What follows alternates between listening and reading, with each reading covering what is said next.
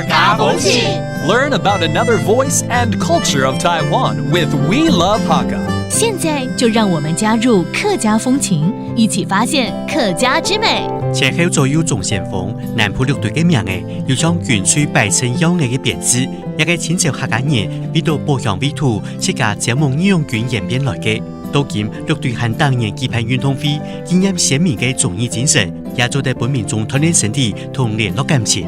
The Liu Dui Games are organized by 6 Hakka communities from Kaohsiung City and Pingtung County. The sports event is one of the oldest in Taiwan, dubbed the Mini Olympics of the Dawu Mountain. This month, the event will take place in Lingluo, Pingtung, featuring 20 sports, including track and field, basketball, baseball, and rock climbing. The Liu Dui Games not only aim to promote physical fitness, but also to preserve and celebrate the rich Hakka heritage that has been valued for centuries. Hey, what's up? It's time to talk about Hakka here on ICRT. Hello， 大家好，我係邊個 Leo。Hello， 你好，大家好，我係 Josephine。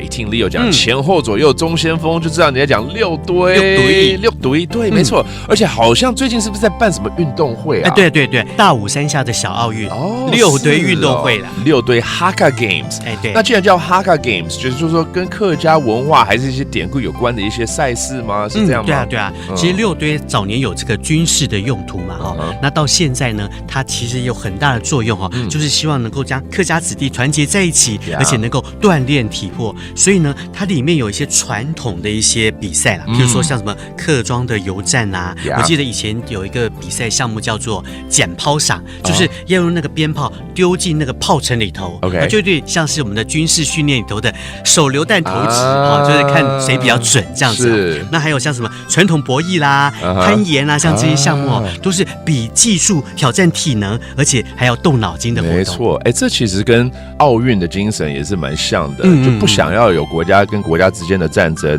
那就培育一些運動的戰士。對，而且最近六堆運動會經過了這麼多年之後呢，在客委會的大力的支持之下，也進行了品牌化的經營管理，也希望呢能夠跟國際的賽事來接軌，而且呢讓六堆在地的選手可以在這個過程當中被大家看見。沒錯，非常棒的結合。好，那我們就來教幾個單字咯，包括這個地區叫六堆，this whole area in Pingtung and Kaohsiung is called 六堆，and they hold sports competition every year， 就是運動會。運動會 and one reason to hold this is to have unity and solidarity, and that's 團結。And there you have it, another round of Talk About Hakka。什麼大家？單字say張來了。客家風情由客家委員會監製。 We Love Hakka has been brought to you by the Hakka Affairs Council.